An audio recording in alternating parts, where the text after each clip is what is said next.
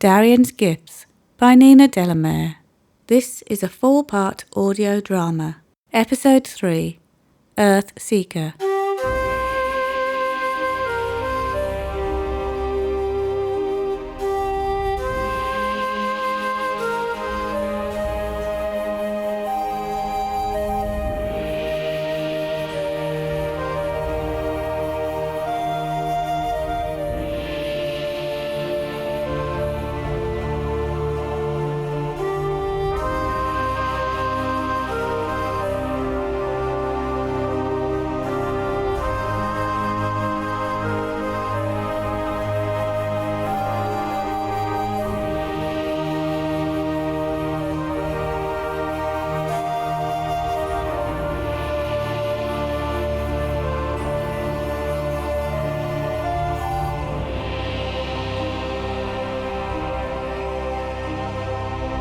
Adriana tapped her claws impatiently on the ground. Darion should have been home by now. A few days had passed since she told him the story of Lawrence and the wolves, and he seemed to have been dealing with his anger much better. Now, his non-appearance was worrying her. What could possibly be keeping him? It's not like him to be late, she thought. With that, she decided to look for him. Adriana unfolded her magnificent wings and took off majestically. She tried not to bring too much attention to herself, but her radiance brought approving looks from the dragons far below. She really was the most colourful dragon in the kingdom of Lemuria. As Adriana scanned the landscapes from the skies, she spotted Darion easily. His angry mood stood out a mile. He was standing by the ocean, forcefully skimming stones across the water. Darion, is everything okay? I was expecting you home for supper. For several seconds there was silence. Turning slowly, he looked up at his aunt. A single tear rolled down his cheek. I feel so ashamed. What has made you feel like this? It's not what I did, it's what I didn't do. Would you like to tell me about it? No. You will be ashamed of me too. Darion, there is nothing you can do to stop me loving you. Perhaps if you tell me what happened, you might feel better. Darion looked into his aunt's comforting eyes and nodded. He felt dreadful, but maybe talking about it might help. The Earth Dragons were being very mean to the new dragon, Skywing. They said all sorts of horrible things to him and made him really sad. I'm wondering if he'll even be able to face dragon training tomorrow. Did you join in too? No, I didn't say a word. Then why the tears? You have nothing to be sorry about. You didn't join in. That's just it. I didn't say a word. I just watched. I let them be unkind. What kind of dragon does that make me? Now I understand what's troubling you. Why did you feel unable to say anything to stop the Earth Dragon's unkind words? I was shocked at their behaviour, but I didn't want for Earth Dragons to be hurtful to me as well, so I let them carry on with their cruelty. Darion, I'm glad you've had the courage to tell me what happened. You understand the part you played. You took responsibility for your actions. What you have learned today will make tomorrow better. How will tomorrow be better?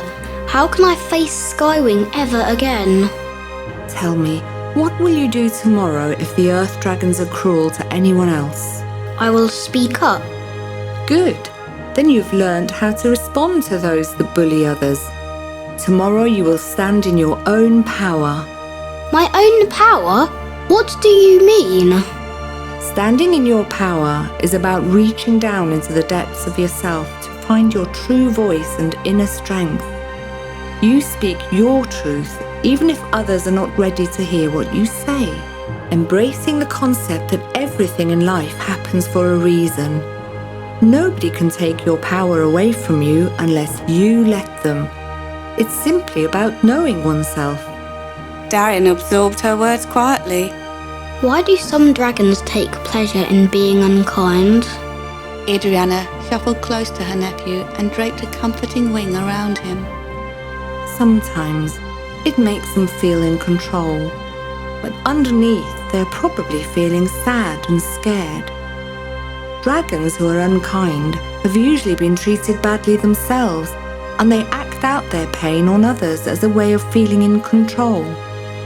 It takes a brave dragon, one that stands in their own power, to break the cycle. Darion, you realized your mistake yourself and how to resolve it. You didn't need me at all.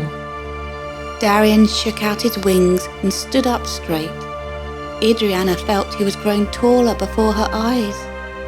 Wiping his mucky face with her claws, Darion asked his aunt if she could tell him a story about the earthbound mortals. I suppose so. But it's straight home afterwards, otherwise your favourite broth will have boiled dry.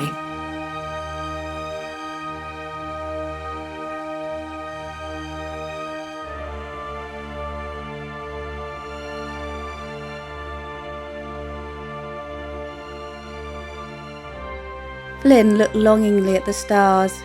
He thought the stars astonishing, especially since his geography teacher taught him about constellations. He marvelled at the thought of how many light years away the stars were. How could it be that the light took so long to reach Earth? Some of the stars he gazed at no longer existed. Flynn often wondered what else lived in the illuminated skies above. For 13 years, his entire life in fact, Flynn Mansell had lived in a small flat in London with his mother, Patsy, and his sister, Barbara. Yet London had never felt like home. It was such a busy place, full of people, noise, and an endless stream of traffic. People rarely walked anywhere just for pleasure, or to be in the moment. Life here was chaotic and hectic. Flynn had an enormous empathy for animals. He was never allowed to keep pets in the flat. Not that that stopped him. He once hid Houdini, the hamster, in his clothes cupboard. His mum had noticed bits of sawdust on the carpet, and so Houdini's discovery was imminent. But Flynn had managed to keep him hidden away until Auntie Dana came to stay, at which point the furball lived up to his name and escaped. Screams of terror echoed through the hallway when the hamster crawled over her in bed one night. After that, Flynn's mum gave Houdini away to the lady in the local chemist, which was probably just as well. Flynn had already taken Houdini to school, and the hamster had escaped there too. Hidden in his bedroom, he still had his sticklebacks in jars, cardinal beetles in matchboxes, and a pair of white mice in his desk. He'd learnt to make sure there was never any trace of sawdust or seeds. He wasn't going to get caught a second time. Once, on a week-long school trip, Flynn even managed to sneak a black German shepherd dog called Sam into his dormitory. He had felt terribly sorry for him. The owner appeared to never have time for him, and would talk to him gruffly. Each night the dog would wander up the fire escape, barking for Flynn to open the back door. One miserable wet evening, Flynn's teacher came to ask if anyone had seen Sam. Flynn shook his head, trying not to glance down on the wet floor, for the paw prints were just there. He wondered if his teacher knew he was lying. If she did, she never let on. Flynn's haven was London Zoo. From home it was about a 30-minute stroll through the park and along the canal which ran parallel to the zoo. Flynn never had enough money for a ticket. When nobody was looking, he would sneak over the black metal railings and alight on the long grass by the huge birdhouse. Although he loved the place, he didn't like seeing birds in cages. Birds, he felt, were born to fly free, not to be trapped behind bars. He would disappear quickly to the other side of the zoo through the tunnel that ran under the road. This area housed lions, tigers, pandas, and so many other magical creatures. Fascinated by the reptile house, Flynn loved to watch the huge pythons that hung around the zookeeper's neck. If he was lucky, he would sometimes get to hold one. He spent hours observing the iguanas that tasted the air with their blue tongues and listening to the chirping crickets echoing in the antiquated building. When school days approached, Flynn would look in the fridge for something to make his packed lunch with. Usually he would spread Marmite on bread and garnish the sandwiches with watercress. In truth, he was not very keen on this culinary creation, but there wasn't much else to choose from. Flynn was lucky that his school was on the other side of Regent's Park. It meant he could wander through nature before the mad rush of the school day. As he ambled through the park, he would often strike up a conversation with his friend Karam and Karam's faithful companion Tolle. Tolle was a large brown dog whose amber eyes followed Karam's every move. Karam had lived in the park for many years. In winter he wore layers of jumpers underneath his scruffy brown overcoat. In the summer he wore a fragrant pink carnation in his coat buttonhole. His long wispy grey hair was always covered by a cap. Whenever he saw Flynn, he would give him a truthless grin and hand him a mint humbug. Flynn knew that he must never take a sweet from a stranger, but he had known Karam most of his life, and they had developed a firm friendship. It was Flynn's mother who had first spoken to Karam. She wanted to teach Flynn how important it was to respect everybody, however they looked. She said people were like a patchwork quilt, different and colourful, and everybody had the ability to enrich the tapestry of life. Flynn and Karam would talk endlessly about things that interested them both. Sometimes it'd be about the stars and planets, or even the bold seagulls snatching a sandwich from their hands. They would chatter about how Karam had rescued Tolle when she was a puppy. Once, and only once, Karam talked about escaping from his worn-torn country. Head bowed in his hands, he mentioned how his family had perished. Flynn could sense the gaping hole in his heart. He understood why Tolle meant so much to the old man. One day, as Flynn was walking towards his friend, he sensed something was terribly wrong. As he got closer, he saw that Karam was physically shaking and weeping inconsolably. Whatever is the matter? Flynn's stomach lurched as he noticed the brown dog was nowhere to be seen. Tolle has disappeared. She was chasing leaves one minute and the next she was gone. Tolle never leaves my side. I have searched everywhere. I don't know what to do. I will search for her. She can't have gone too far. He set off on his usual walk across the park. Flynn tried to feel her presence, but he couldn't. He felt empty and slumped down by a tree.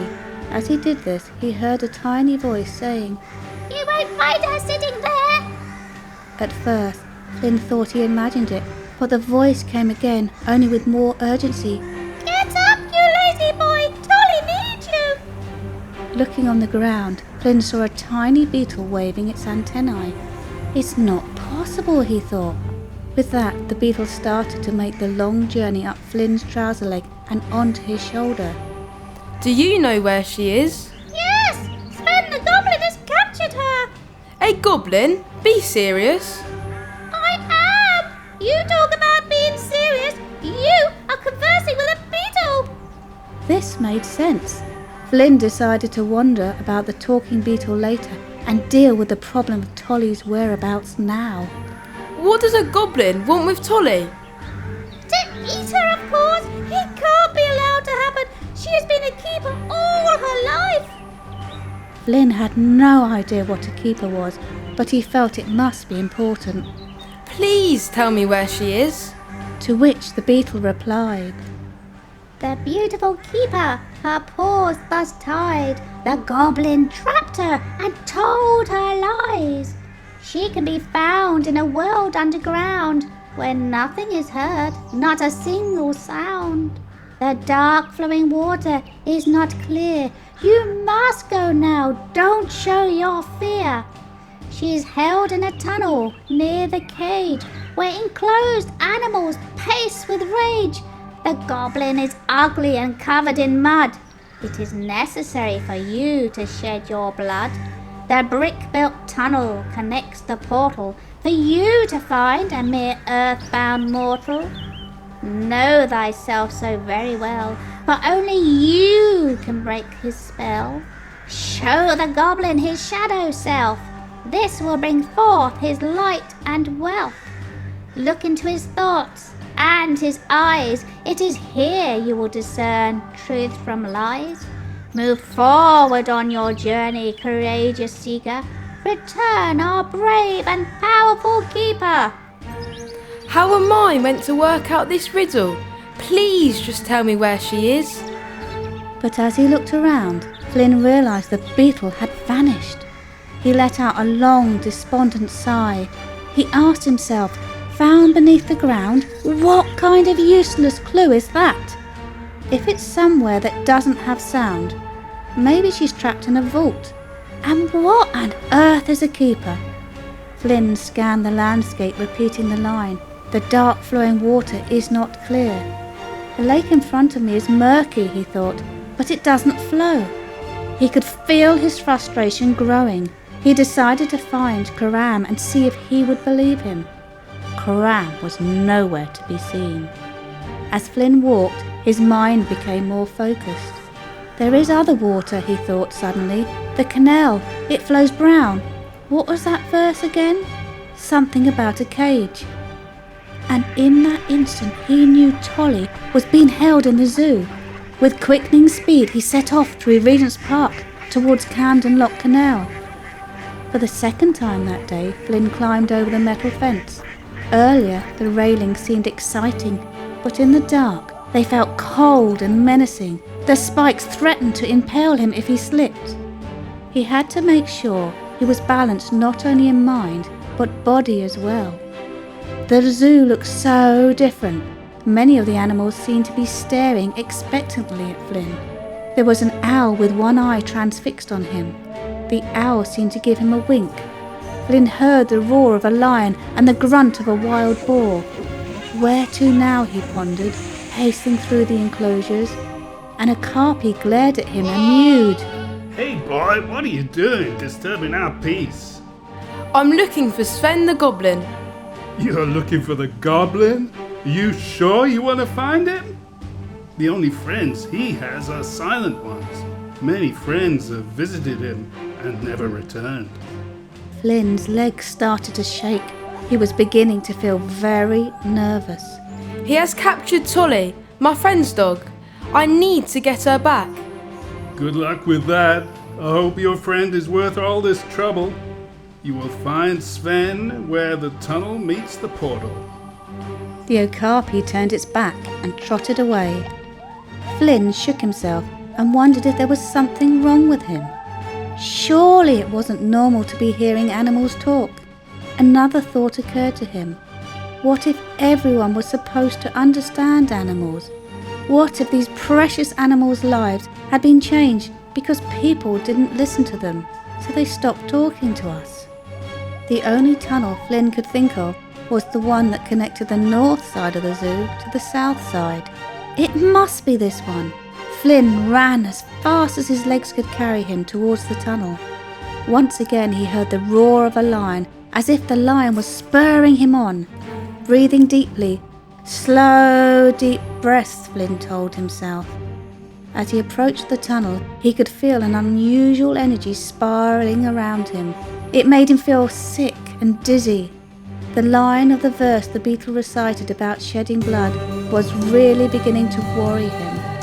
Flynn placed his fingers on the wall and felt the cold dampness of the bricks. He moved his hands slowly, trying to find a doorway in the dark. About halfway along, he felt a brick jutting out. It was sharp, and Flynn cut his finger. The wound was deep. As his blood dripped onto the floor, a portal opened underneath his feet. Flynn lost his balance and tumbled down an underground staircase. The stairwell was dark and lifeless. Dim yellow lanterns lined the walls. It was eerily silent. The air was so cold it took Flynn's breath away. A stench of rotting meat assaulted his nostrils, and a feeling of complete despair made him want to run. But he pressed on. Down and down Flynn crept, navigating the slippery stone stairs. He tried to steady his nerves by counting the steps. There were 111. Flynn could feel his heart pounding. As he reached the bottom step, he saw a pair of arched wooden doors. Grasping the iron handles, he pushed with all his might. The heavy doors opened. The stench overwhelmed him. Thinking he might be sick, he swallowed hard to try and push down the contents of his stomach. As he looked up, Flynn was horrified to see the most menacing beast imaginable. The creature was about 4 foot tall.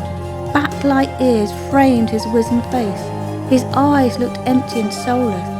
Sharp teeth hung from his mouth like ornate jewelry. The goblin was hunched with gnarled fingers. Every ounce of Flynn's body wanted to scream, but he knew he must hide his terror and disgust from the goblin. The goblin was surrounded by hideous creatures of all shapes and sizes. The entities oozed dread, and menacing lifelessness emanated from their bodies. Mournful noises echoed around the rock walls. Vines hung from the low ceilings like tentacles trying to swallow him. How dare you come to the kingdom of Sven uninvited? Panic started to engulf Flynn, but he managed to respond calmly. I have come to take Tolle home. What? Everything I have is mine. I own it all. The whole kingdom is mine. Even the wretched creatures that I allow to share my dwelling are mine. You have stolen my friend, and I have come to take her back. Who are you talking about? There are no humans here. She is a dog. A dog? What do you mean, a dog? Animals are not important to humans. What makes you think that? You humans deforest the land so animals lose their homes. You restrict their freedom and place them in cramped cages for human pleasure. You invite some animals into your homes to love and cherish, and others you breed to eat.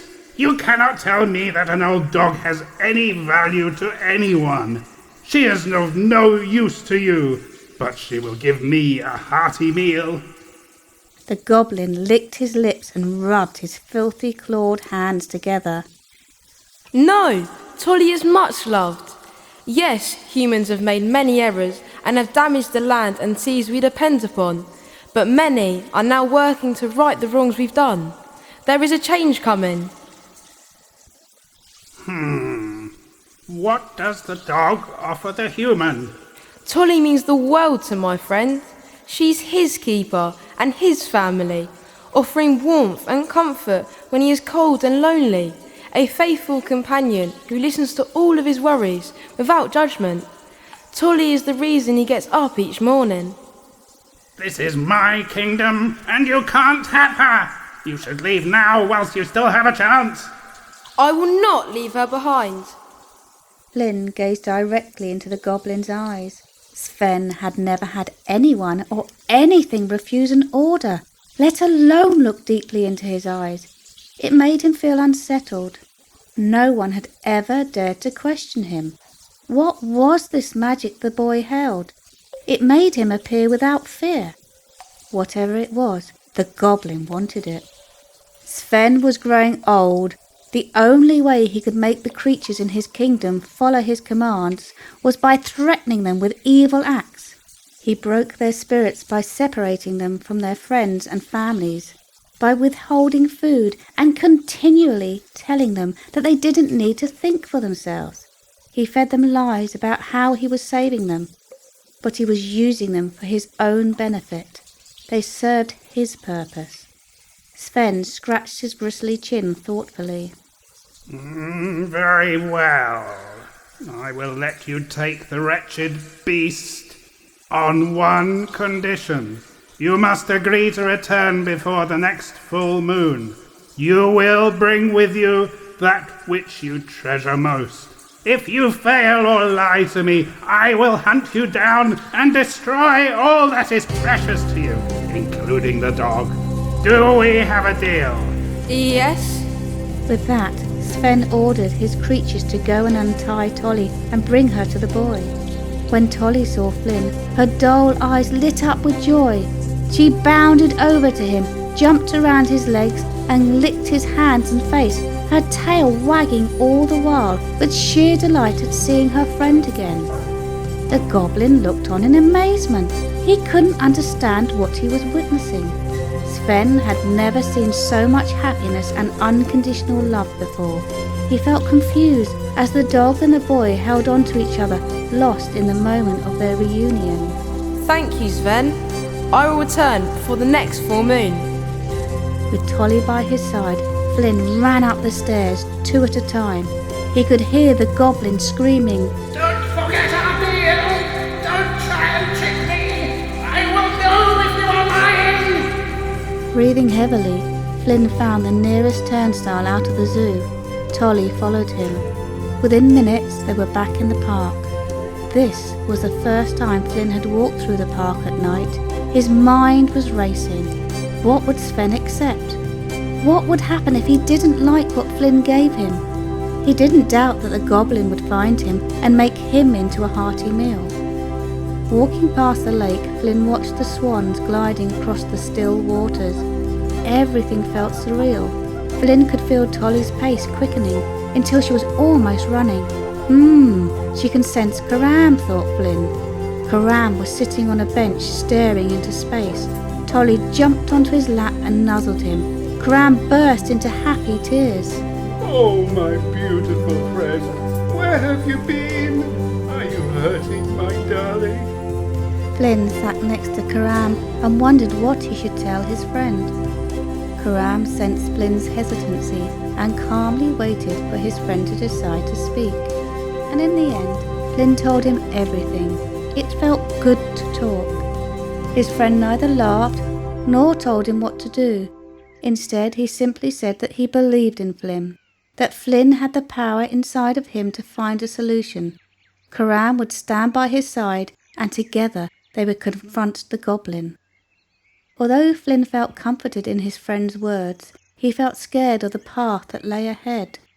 I know that the goblin is frightening, but the rhyme the beetle recited stated that only I could break his spell. I feel this is something I need to do alone. What I really would like to know is what a keeper is. I have no idea, but if you can talk to animals, maybe one of our friends in the park might know. With that, a magnificent tawny owl swooped down from a tree and landed on the grass in front of Flynn. The winking owl, thought Flynn, crouching down to the owl's level. Do you know what a keeper is? The owl hooted noisily. Oh, a keeper is a guardian, protector, and bodyguard. A keeper watches over you in your hour of need. Everyone has a keeper. Wow, thought Flynn. That's exactly what Tolle is. Flynn asked the owl another question. The beetle said I was a seeker. What is a seeker? Oh, a seeker faces the daunting universe with valiant vulnerability and courageous openness. A seeker does not follow the herd like sheep, but questions what is seen and unseen. A seeker has a deep connection to truth, and although they feel fear, that does not stop them from facing it. That can't be me. The beetle must have been mistaken. Why do you say that? I'm scared. I don't think I have the courage to face the goblin again. Oh, but you do. You have faced fear. You are never truly Look what you have done already. Remember, you are never truly alone. And sometimes power comes from unlikely places. With that and a swish of his tail, the owl flew high into the night sky. For the next few evenings the moon was waxing, and Flynn had an image of a sand timer running out. He thought of the owl's words. Remember, you are never truly alone. He made a list of all the things that were precious to him. His mum, his sister, Karam, his mice. Going for walks in the park, listening to music and laughter. None of these things he felt the goblin would value as he did. He and Sven were literally worlds apart. A sudden thought occurred to Flynn. What if Sven didn't value these things simply because he had never experienced them? All the goblin knew was anger, loneliness and greed. What if Flynn could teach him about love, companionship and generosity of spirit? Flynn recognised that humans have two sides. Maybe a goblin did too. A side that you show to the outside world and a side that is often buried deep inside. Sven was resentful and unappreciative of his kingdom, characteristics that the goblin thought served him well, but in truth they imprisoned him in a world of darkness. Perhaps I can help him find his light, Flynn thought excitedly. Without thinking further, Flynn decided to return to Sven. He wasn't sure yet what he was going to say, and he certainly didn't have anything to take. Or did he? The night air was once again cold, and he sensed the stillness of the animals in the zoo. It was almost as if they were holding their breath, waiting for an outcome. Flynn felt his way until he reached the wonky brick. Once again the sharpness cut his skin and blood leached out onto the ground. The portal opened. This time Flynn was ready for it. Breathing deeply, he'd started his descent into the underworld. The stench assaulted Flynn's senses once more as he opened the heavy arched doors. There before him the goblin sat on a golden throne encrusted with precious stones. An assortment of creatures cowered nearby in the shadows, their eyes begging to be saved from the life they found themselves trapped in. Well, where is it? The thing you treasure most? Sven noticed Flynn's empty hands. It's right here. Flynn placed his hand on his heart. What is this fraud? I see only emptiness. I am most precious to me. If I do not value myself or have a true heart, I cannot be of service to others. You have brought me nothing. You have tricked me. I have not tricked you. I am here and valuable if you choose to see me for who I really am. The goblin was confused. Do you mean I now own you? I am here and will work for you, but you can never own my soul, for that is mine and mine alone. I give to you freely all that I am. Freely? That's not how it works. No one stays here through choice. Why not?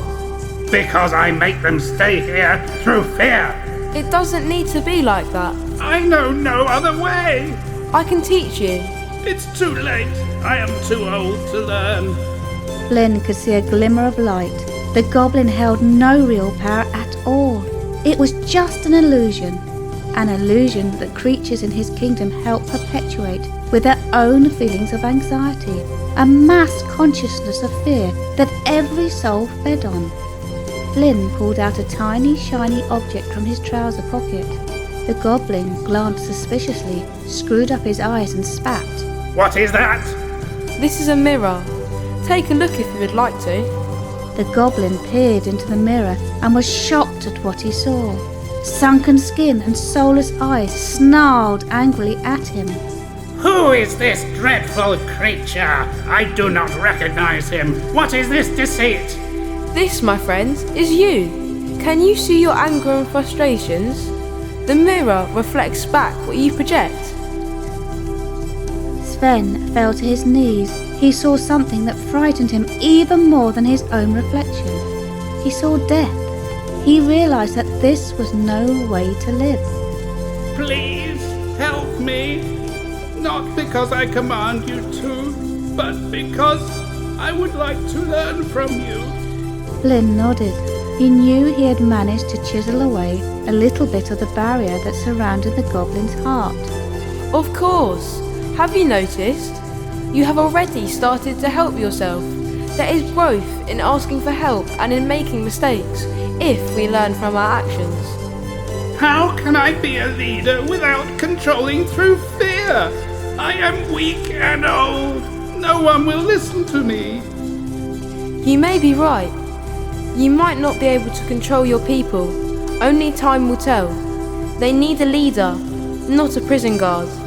Can you continue in this cycle of darkness? No, I can't go on with this loneliness. It eats away at me. I need a keeper like Tolle. Will you be my keeper? Sven, that is not my role. I think keepers come from a different realm. They watch over us and appear when they are most needed. Flynn was surprised when the knowledge appeared suddenly in his mind. What I can promise you is that if you are truthful to yourself and let go of your fear, nothing will seem as bad as it does in this present moment. You will find freedom.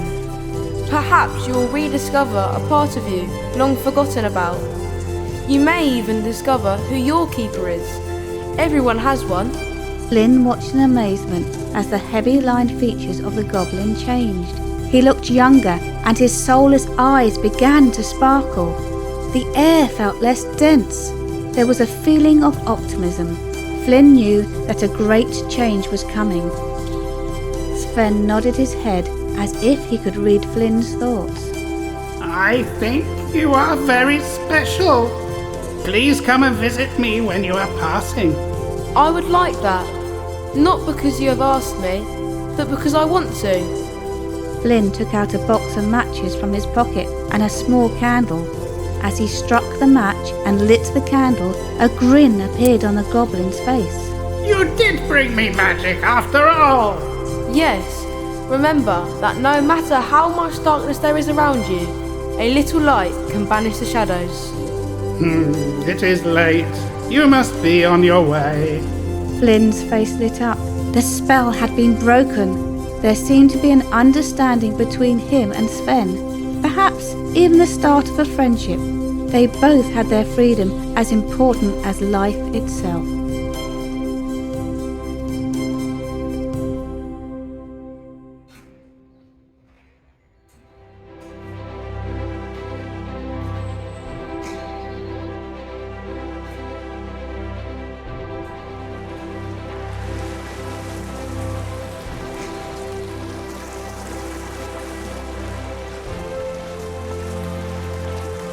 I thought Flynn was really brave facing the goblin on his own. Do you think he was born brave, or did he learn how to be brave? Wow, that's a deep question. I believe we are all born without fear. Each day we face choices that will challenge us. These challenges can help us grow braver, but equally they can make us afraid and distract us from being who we really are. Flynn stood up to the evil goblin and saved his friend. True friendship is a precious gift. I'm going to try and be a better friend. If the earth dragons are cruel to Skywing tomorrow, I will stand with him. I'm very pleased to hear you say that. Taking the path less travelled is hard, yet more meaningful. You were brave when you admitted your mistake. That took real courage. Tomorrow, you may need to find that courage again. I will, Aunt Adriana, but for now, I'm hungry. Well, we better get back to the broth. With that, the two dragons took off and glided over the forest and the mountains towards home.